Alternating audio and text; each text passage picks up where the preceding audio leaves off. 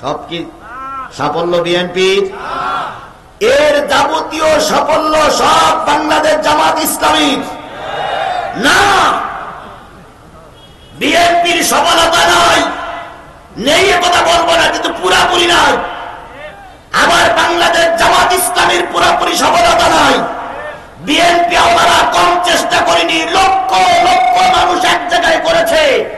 এক জায়গায় করার পরে দুটো চারটে গুলি খেয়ে লাশ পড়েছে, বাকিগুলো ময়দান ছেড়ে পালাতে বাধ্য হয়েছে।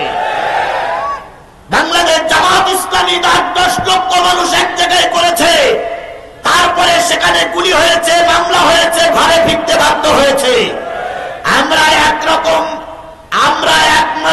আশা ছেড়েই দিয়েছিলাম, এই ব্যক্তির বাচ্চা ব্যক্তি না মারা পর্যন্ত দেশে আর কোনো কিছু করা যাবে না।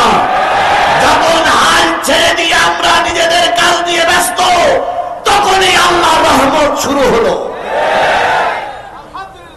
আমাদের চেষ্টা যখন শেষ, আল্লাহর রহমত তখন শুরু। এখানে কারোর কোনো মাপবই নাই, সকল মাপবই কার হাতে? জোরে বলুন, সকল মাপবই কার হাতে? একমাত্র আল্লাহর রহমত ছাড়া আমাদের দেশ স্বাধীন করা সম্ভব ছিল না, ছিল না, ছিল না। ওনারা ধারণা করে বসেছিল 41 সাল পর্যন্ত থাকবে। কি 41 সাল পর্যন্ত নিয়ত করে বসেছিল না? 41 সাল পর্যন্ত নিয়ত করে বসেছিল। আর আমাদেরকে নিয়ে কি উপহাসটা না করত। ফখরুল সাহেব, আপনার বাসায় একটু জায়গা দিবেন। এগুলো উপহাস নয়, এগুলো ঠাট্টা বিদ্রুপ নয়। তারপরে যদি ঢাকার বাসায় জায়গা না থাকে কোথায় দিবেন? ঠাকুরগাঁর বাসায় জায়গা দিবেন। গত কয়েকদিন আগে দেখলাম ফখরুল সাহেব এক সমাবেশে বলতেছে, আমি তো ওনাদের জায়গা দেওয়ার জন্য দরজা খুলে রেখেছি, কিন্তু ওনারা তো আসতেছেন না। ওনারা বলেছিল, তারপরে আইনমন্ত্রী বলেছিল, বাংলাদেশ জামাত ইসলামী বলে কোন দল আছে আমার জানা নাই। উনি আল্লামা সাঈদীর নাম শুনলে ওনার ঘৃণা লাগতো।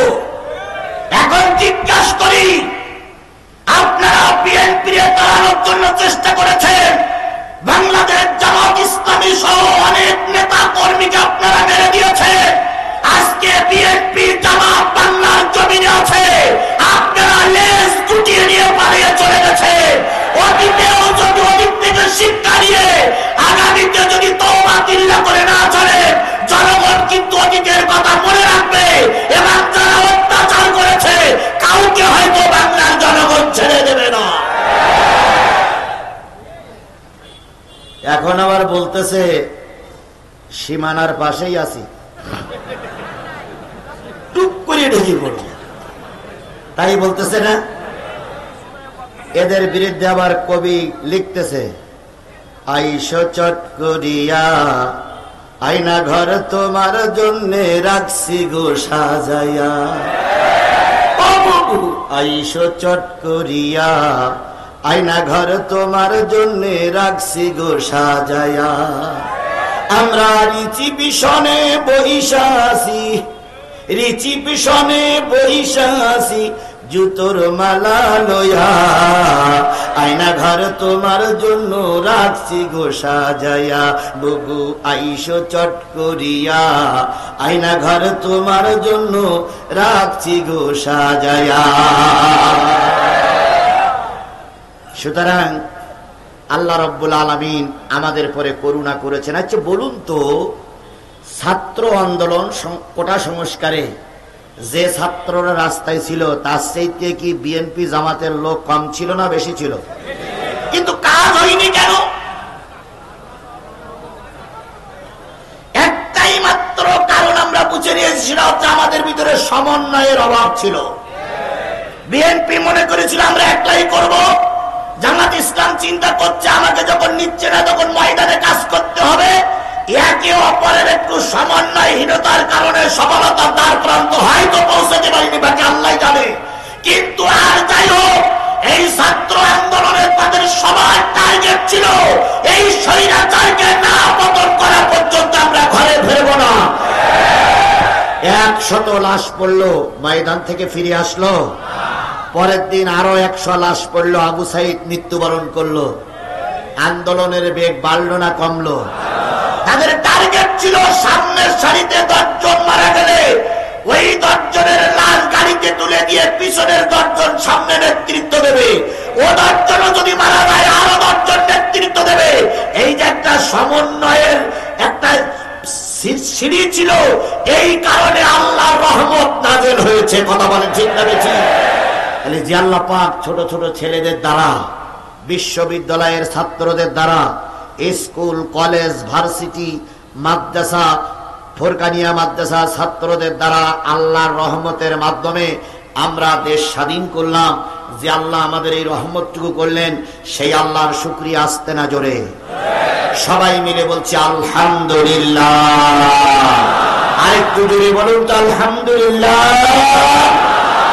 আল্লাহ বলতেছেন কুল লাউ কানাল বাহরু মিদাদান লিকালিমাতি রাব্বি লানাফিদাল বাহরু ক্বাবলা আন তানফাদা কালিমাতু রাব্বি ওয়ালাউ জিনা বিমিসলিহি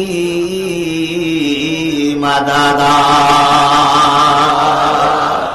কুল্লাউ কানাল বাহর, হে নবী আপনি বলে দিন, পৃথিবীতে যত সাগর আছে, পৃথিবীতে যত নদ নদী আছে, পৃথিবীতে যত খাল বিল আছে, পৃথিবীতে যত পুকুর পুষ্করিণী আছে, সব খাল বিল নদী নালা পুকুর পুষ্করিণীর পানিগুলো যদি কালি হয়ে যায়, পৃথিবীতে যত গাছ দাঁড়ায় আছে সব গাছগুলো যদি কলম হয়ে যায়, পৃথিবীতে যত সমান্তরাল জমি আছে সব জমিগুলো যদি কাগজ হয়ে যায়, দাঁড়ানো গাছ নামক কলম দিয়ে, সাগরের পানি নামক কালি দিয়ে, সমান্তরাল জমি নামক কাগজের উপরে তোমার রবের কথা লিখতে যদি শুরু করো, এক সময় কলম শেষ হয়ে যাবে, কালি ফুরায়ে যাবে, কাগজের পাতায় সামান্য পরিমাণ জায়গা থাকবে না, তবু তোমার একাচ্ছত্র মালিক রবের কথা লিখে শেষ। শুকরিয়া আদায় করছি সেই মালিকের, যে মালিক বাংলাদেশের বুকে একটা সুন্দর পরিবেশ তৈরি করে দিয়েছে। সবাই বলুন আলহামদুলিল্লাহ। আজকে কতই অক্টোবর? 15ই অক্টোবর 2024। যদি 15ই অক্টোবর 2023-এ তাফসীর মাহফিল করার পরিকল্পনা করা হতো, অনেক বাধা বিপত্তি আমাদের সামনে এসে হাজির হতো। অনুমতি চাইলে অনুমতি পাওয়া যেত না। নেতাদের পিছনে তেল মাখাইতে মাখাইতে 2-4 কেজি তেল শেষ হয়ে যেত, তবু অনুমতি দিত না। প্রশাসনের ভাইরা ঘাড় দেখা করে বসে থাকতো, অনুমতি দেবেই না। আর যদিও অনুমতি দেয়, কিছু ঘুষির টাকা পাইলে হয়তো কিছু কিছু ক্ষেত্রে অনুমতি হয়েছে। আবার বক্তাদেরকে ওনারাই নোটিশ দিয়ে বলতেন এটা বলা যাবে না, ওটা বলা যাবে না, এদিকে যাওয়া যাবে না, ওদিকে যাওয়া যাবে না। আবার ওনারা যদি বক্তা একটু সত্য কথা বলতেন, অনেক সময় মঞ্চের থেকে বক্তাকে অপমান করে তাড়িয়ে দেওয়া হয়েছে। অনেক সময় বক্তাকে পিটাইয়ে আহত করে পুলিশের কাছে দিয়ে দেওয়া হয়েছে। অনেক সময় বক্তার গাড়ি ভাঙচুর করে অপমানিত করা হয়েছে। কথা ঠিক না ঠিক? আজকের কি সেই দিন আছে? জোরে বলেন সেই দিন আছে। এই যে নতুন একটা দিগন্ত শুরু হয়েছে, এই দিনের সফলতা সব বাংলাদেশ জাতীয়তাবাদী দল বিএনপির।